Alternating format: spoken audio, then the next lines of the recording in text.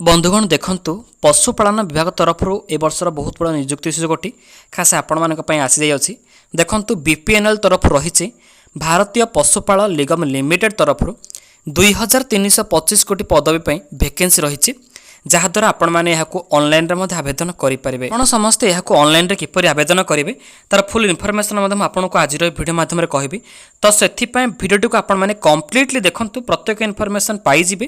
ଯେଉଁମାନେ କି ଚ୍ୟାନେଲ ନୂଆ ଅଛନ୍ତି ଚ୍ୟାନେଲଟିକୁ ସବସ୍କ୍ରାଇବ୍ କରନ୍ତୁ ଏବଂ ପାଖରେ ଥିବା ବେଲ୍ ଆଇକନକୁ ଦବାଇ ଦେଲେ ଅଲ୍ ନୋଟିଫିକେସନ୍ ଅପଡେଟ୍ ଗୁଡ଼ିକ ପ୍ରତିଦିନ ମଧ୍ୟ ଆପଣମାନେ ପାଇଯାଇପାରିବେ। ଏଥିପାଇଁ ଯଦି ଆପଣମାନେ ମିନିମମ୍ ଭାବରେ 10ମ +2 ଟି କ୍ୱାଲିଫାଇ କରିଛନ୍ତି कम्प्लीटली भाव में ए निजुक्ति पाइपर।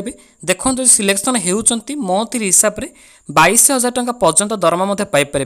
ता सहित 25,000 टंका पर्यंत दरमा रही अन्य डिपार्टमेंट जदि निजुक्ति आपने पाउंट। यह चाहिए ओडिशार समस्त जिलार पिला माने आवेदन करेंगे। ता सहित उभय पुरुष और महिला इलिजिबल हेबे। तेबे ये था आपण सर्ट इनफर्मेशन गुड़िक। एवं देखा अन्य किसी जहाँकि सिलेक्शन प्रोसेस ता सहित इलिजिबिलिटी कंडीशन गुड़िक आउ कौन रही अच्छी देखो। एथपाई मेन ऑफ ऑर्गेनाइजेशन नेम टी रहुची बीपीएनएल जहाँकि फुल फॉर्म रहुची भारतीय पशुपालन निगम लिमिटेड तरफ रही। क्यों मैंने इलिजिबल हो पारे एथपाई ओडिशार समस्त जिलार पिला माने आवेदन करेंगे। बोथ मेल फीमेल से इलिजिबल रे। देखंतु एटा आपणकर टोटाली ऑनलाइन एप्लिकेशन प्रोसेस रहिबो। निज मोबाइल थ्रू रे आवेदन करेंगे। किपरि आवेदन करेंगे स्टेप बाय स्टेप वीडियो शेष में कहबी।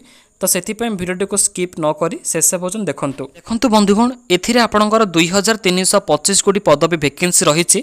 केउं पदवी केतोटी वैकेंसी रही तो से विषय आलोचना करिबा। नंबर 1 रहिबा आपणकर योजना संचार अधिकारी। एथिपाई जो माने कि आवेदन करेंगे 75 कोटी पदवी वैकेंसी रही। योजना प्रसार अधिकारी 375 कोटी पदवी वैकेंसी रही। योजना सहायक देखो सबुठ अधिक वैकेंसी रही 1875 कोटी पदवी वैकेंसी रही। टोटाली 2325 कोटी पदवी रही। तो आपण मैंने आवेदन करेंगे। एवं देखा पोस्ट वाइज बीपीएनएल तरफ जो रिक्वायरमेंट जारी हो सारी भारतीय पशुपालन निगम लिमिटेड तरफ तार केते टंका सालारी रही। देखंतु योजना संचार अधिकारी मंथली हिसाब से 25,000 टंका पर्यंत दरमा रहिबो। योजना प्रसार अधिकारी 22,000 टंका पर्यंत दरमा रहिबो। योजना सहायक जो मैंने आवेदन करेंगे जहाँकि 1875 कोटी पदवी वैकेंसी रही। से 20,000 टंका पर्यंत मंथली हिसाब से दरमा हिसाब से पाई जाई परिबे। तेबे ए थिला आपणकर पोस्ट वाइज रिक्वायरमेंट सैलरी। एबे देखिबा आपणकर कोन रहिबो सिलेक्शन प्रोसेस टे। टोटाली सिलेक्शन प्रोसेस टी कहबा गले आपणकर एग्जाम मोड रहिबो। ता सहित इंटरव्यू क्वालिफाई करिया पड़िबो। देन फाइनली जदि डॉक्यूमेंट वेरिफिकेशन सक्सेसफुल रहुछि तेबे आपण माने पदवी गुडी को मध्य पाई परिबे। एबे देखिबा केउ केउ डॉक्यूमेंट गुडी को निहाती भाबे आपणको आवश्यक रहिबो। देखंतु एथिरे नंबर 1 रहिछि ऑल एजुकेशन सर्टिफिकेट सहित मार्कशीट को दे पारिबे। 2 नंबर रहिबो केस सर्टिफिकेट। 3 नंबर रहिछि two recent passport size colour photo रही आवश्यक। 4 नंबर रहिबो एड्रेस प्रूफ हिसाब रे Aadhaar card PAN card voter card टी दे पारिबे। किंतु जो जो डॉक्यूमेंट गुड़िक आपण मैंने देवे जमार भूल भाल इनफॉरमेशन देवे ना जहाद्वारा वेरिफिकेशन समय आपन को रिजेक्ट करा जाय पारे। तेबे ये था आपणकर डिटेल्स डॉक्यूमेंट रिक्वायर। एवं देखो रही जहाँकि एज लिमिट केते वर्ष होता आपण मैंने ये बीपीएनएल नियुक्ति को पाइपर। 3टी पदवी जो 2325 कोटी वैकेंसी रही। देखूँ जो मैंने को मिनिमम भाव में 21 वर्ष होइछि से माने इलिजिबल हेबे। मैक्सिमम किंतु 45 वर्ष। तेबे 21 रु 45 वर्षर पिला माने ही एथिरे इलिजिबल होई परिबे। एथिपाई एज रिलैक्सेशन किसी एप्लिकेबल रही ना। ऑफिशियल नोटिफिकेशन मध्ये आपण माने विजिट करि परिबे। मु डिस्क्रिप्शन में देई देछि एवं हम टेलीग्राम चैनल मध्ये मु देई देछि। सेठर आपण माने डाउनलोडिंग कला परे प्रत्येक इनफॉरमेशन गुडी को रीड मध्ये करि परिबे। एबे देखंतु एजुकेशन क्वालिफिकेशन शिक्षा योग्यता आपण माने कोन करिथिले ए बीपीएनएल रे नियुक्ति पाई परिबे। जो कैंडिडेट माने 10ମ +2 बैचलर डिग्री ता सहित discipline with from the recognised university और इंस्टीट्यूट कंप्लीटली करिसंती तेबे सेही पिला माने ही एथिरे नियुक्ति पाई परिबे। म आपण मानको एथिरे कहि रखुछि मंथली हिसाब से दरमा पाइबा सहित जो माने कि एथिरे आवेदन करिवे सेति मानक पई मध्य फी रहिछि। एबे देखंतु आपण माने जो ऑनलाइन रे अप्लाई करिवे तार स्टेप बाय स्टेप इनफॉरमेशन कोन रहइबो। एथिरे स्टेप बाय स्टेप रहिछि पॉइंट वाइज मध्य मु लिखिछि तो आपण माने चाहिले मध्य रीड करि परिबे। ऑफिशियल वेबसाइट रे विजिट मध्य डायरेक्टली करि परिबे। डिस्क्रिप्शन लिंक रहिछि ऑनलाइन लिंक मध्य रहिबो देखंतु आवेदन करेंगे प्रोफाइल क्रिएट करेंगे निजर पर्सनल इनफॉरमेशन गुड़िक पुट करेंगे तापर सबमिट करेंगे जदि भी किसी आपंकर डाउट रोचे तेज भिडियो कमेंट बॉक्स में पचारि पारे।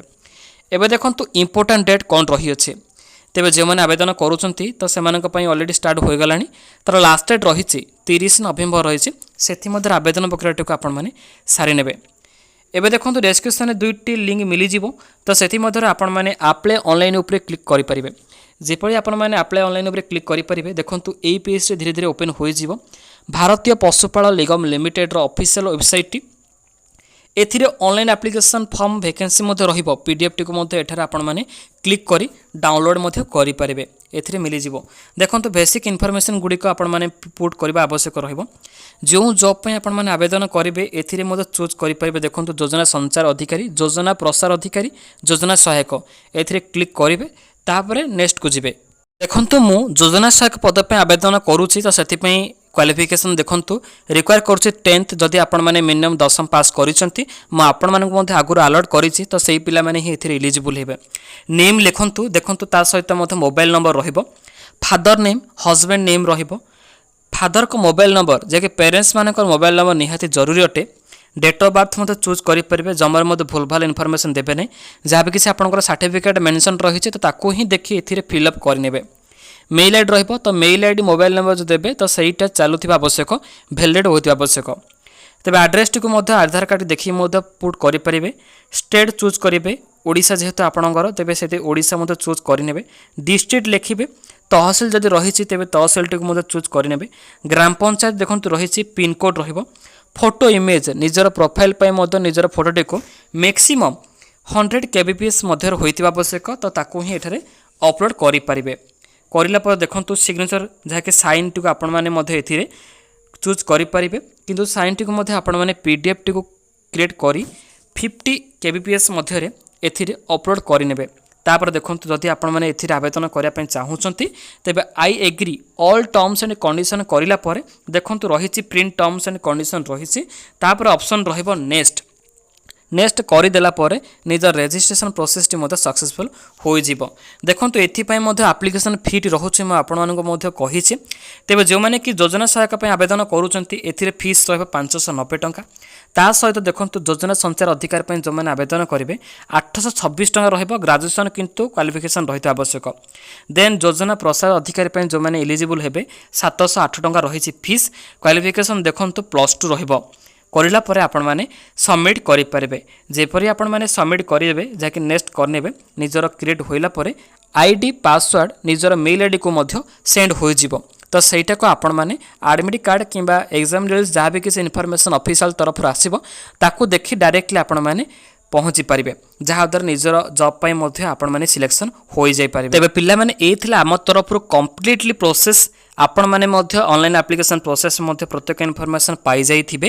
तेबे आवेदन करंतु जदि भी किसी डाउट रोचे तेबे कमेंट करि पारिबे जहाँकि गवर्नमेंट तरफ रही तेबे एहाको आपण माने यथाशीघ्र मध्य आवेदन करिनियंतु तार लास्ट डेट मध्य पाखि आसलानी 30 नवेम्बर रही सेति मध्य आवेदन करि पारिबे।